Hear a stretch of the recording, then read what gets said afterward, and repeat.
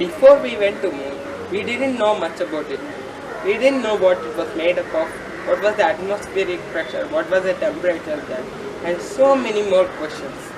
But when astronauts went there, they got answers to most of these questions.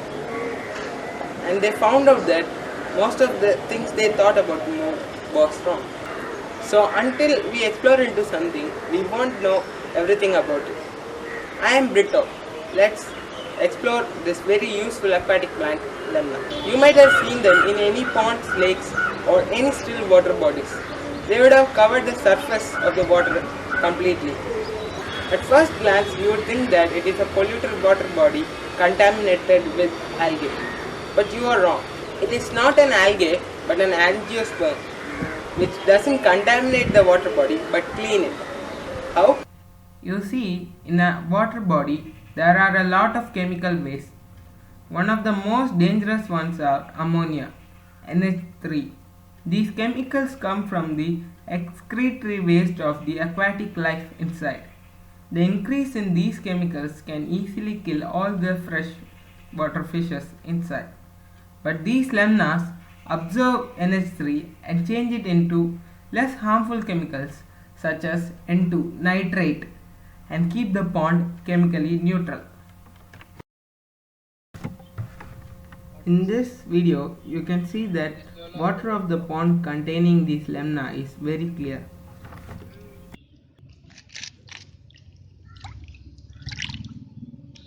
What could be the problem?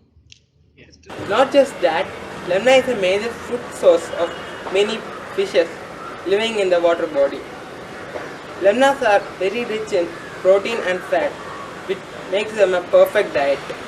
In order to learn more about this, we went to a fish farm in Kottarakara. We learned that many fishes such as Grass carp, nutter, tilapia and catfish love this plant. Another threat to the water body can be algae. They can multiply quickly and they can cause oxygen depletion, and which can cause fish to suffocate to their death. But even algae have weakness.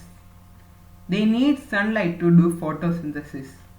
So these lemnas grow rapidly and cover the surface of the water and thus blocking the sunlight.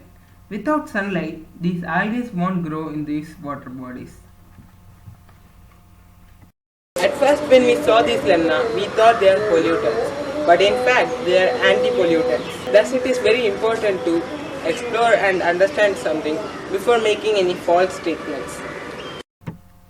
But many locals don't know about this. They just try their best to skim all of them out of the water using huge skimmers, only to find that they have regrown within a few days.